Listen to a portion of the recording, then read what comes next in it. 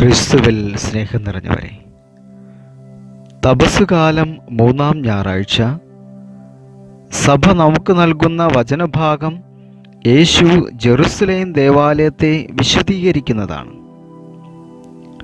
സമാന്തര സുവിശേഷകർ യേശുവിൻ്റെ പരസ്യ ജീവിതത്തിൻ്റെ അവസാനത്തിലാണ് ഈ ഭാഗം രേഖപ്പെടുത്തിയിരിക്കുന്നത്. എന്നാൽ യോഹന്നാൻ യേശുവിൻ്റെ പരസ്യ ജീവിതത്തിൻ്റെ ആരംഭത്തിലാണ് രേഖപ്പെടുത്തിയിരിക്കുന്നത്. ഇസ്രായേൽ ജനതയെ സംബന്ധിച്ച് ദേവാലയം അതിപ്രധാന ഇടമായിരുന്നു. കാരണം പൂർവ്വപിതാക്കന്മാരിലൂടെ ദൈവം ഇസ്രായേൽ ജനത്തിന് നൽകിയ വാഗ്ദാനങ്ങളിലൊന്നാണ് അവരുടെ ഇടയിലുള്ള അവിടുത്തെ സാന്നിധ്യം. മേഘസ്തംഭത്തിലും വാഗ്ദാന പേടകത്തിലും ഈ സാന്നിധ്യം അവർ അനുഭവിച്ചറിഞ്ഞു.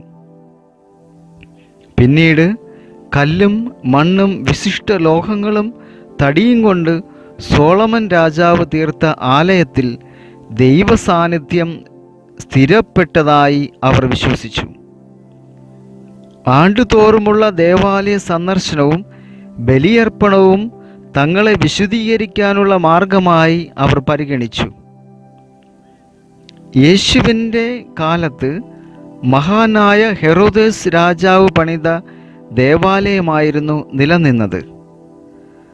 4 ഭാഗങ്ങളുള്ള ദേവാലയത്തിൻ്റെ ഏറ്റവും വിസ്തൃതമായ ഭാഗമായിരുന്നു കോർട്ട് ഓഫ് ജെൻറ്റൈൽസ് അഥവാ വിജാതിയരുടെ മണ്ഡപം. കയ്യഫാസ് പ്രധാന പുരോഹിതനായിരുന്ന സമയത്ത് വിജാതിയരുടെ മണ്ഡപത്തെ നാണയം കൈമാറ്റം ചെയ്യുന്ന ബലിമൃഗങ്ങളെ വിൽക്കുന്ന ഇടമാക്കി മാറ്റി.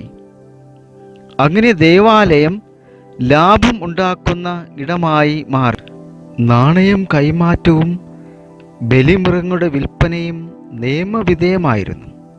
കാരണം ദൈവകൽപ്പനയായിരുന്നു അരശെക്കേൽ വീതം കർത്താവിന് കാണിക്കയായി നൽകണം എന്നത്.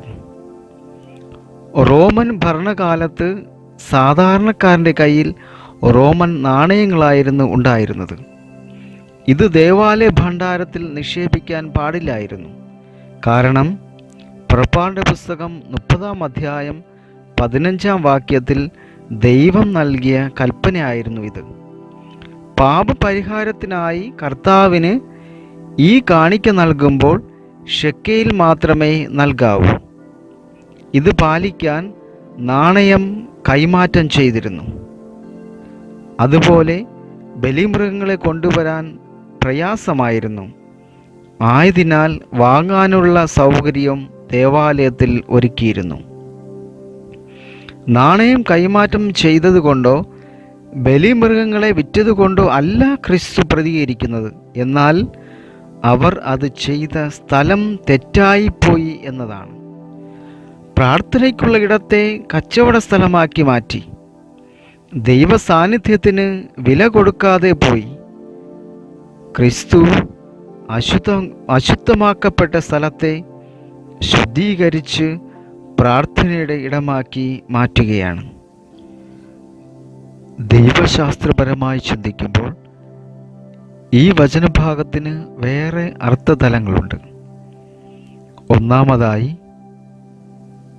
യേശു അവരെല്ലാം ആടുമാടുകളോടും കാളകളോടും കൂടെ പുറത്താക്കി. പ്രാവുകളെ വിൽക്കുന്നവരോട് പറഞ്ഞു, ഇത് ഇവിടെ നിന്ന് എടുത്തുകൊണ്ടു പോവുക. ഇതിൻ്റെ അർത്ഥം ഇതാണ്: പെസഹ കുഞ്ഞാട് ബലിയർപ്പിക്കപ്പെടുന്ന പെസഹ തിരുനാളിലാണ് യേശു ദേവാലയം ശുദ്ധീകരിക്കുന്നത്. അവൻ്റെ പ്രവൃത്തി സൂചിപ്പിക്കുകയാണ്. ഇനി മുതൽ ജെറുസലേം ദേവാലയത്തിൽ അർപ്പിക്കപ്പെടുന്ന മൃഗങ്ങളല്ല പാപമോചനം നൽകുന്നത്. പെസഹ കുഞ്ഞാടായ എൻ്റെ രക്തമാണ്.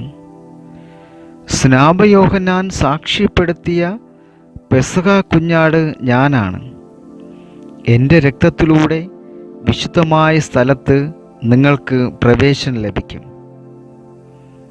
രണ്ടാമതായി, ക്രിസ്തു അവരോട് പറയുകയാണ്, ദേവാലയം നശിപ്പിക്കുക 3 ദിവസം കൊണ്ട് പുനരുദ്ധരിക്കും. യേശു പഠിപ്പിക്കുകയാണ്, ഇനി മുതൽ ദൈവസാന്നിധ്യത്തിൻ്റെ ഇടം കല്ലും മണ്ണും വിശിഷ്ട ലോഹങ്ങൾ കൊണ്ട് പണിത ഈ ദേവാലയമല്ല, എൻ്റെ ശരീരമാണ്. മരിച്ച് ഉദ്ധാനം ചെയ്യുന്ന ക്രിസ്തുവിൻ്റെ മഹത്വമേറിയ ശരീരം ദൈവമനുഷ്യ സംഗമത്തിൻ്റെ പുതിയ ദേവാലയമായി മാറുകയാണ്. ക്രിസ്തുവിൽ പ്രിയരെ, നമ്മുടെ ശരീരമാകുന്ന ആലയത്തെ വിശുദ്ധീകരിക്കാനുള്ള സമയമാണ് തപസ്സുകാലം. ക്രിസ്തുവിൻ്റെ ശരീരത്തിൻ്റെ ഭാഗമായ നമ്മുടെ ശരീരത്തിൽ പരിശുദ്ധിക്ക് വിരുദ്ധമായതെല്ലാം ശുദ്ധീകരിക്കണം. നമ്മുടെ ശരീരം പരിശുദ്ധാത്മാവിൻ്റെ ആലയമാണ്. പരിശുദ്ധിയോടെ ഇത് പരിപാലിക്കുക. ദേവാലയം പ്രാർത്ഥനയുടെ ഇടമാണ്. കച്ചവടം പുറത്താണ്, അല്ലാതെ ദേവാലയത്തിൻ്റെ ഉള്ളിൽ അല്ല.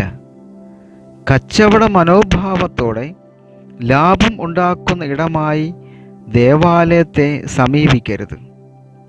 ഈ നോമ്പ് കാലത്ത് ദേവാലയത്തെയും ദേവാലയ തിരുക്കർമ്മങ്ങളെയും അതീവ ഗൗരവത്തോടെ സമീപിക്കുക. ദൈവം വസിക്കുന്ന ഇടത്തെ വിശുദ്ധമായി പരിപാലിക്കുക. ഈ വിശുദ്ധ നോമ്പാചരണത്തിൽ കർത്താവ് നമ്മെ എല്ലാവരെയും സമൃദ്ധമായി അനുഗ്രഹിക്കട്ടെ. ആമേൻ.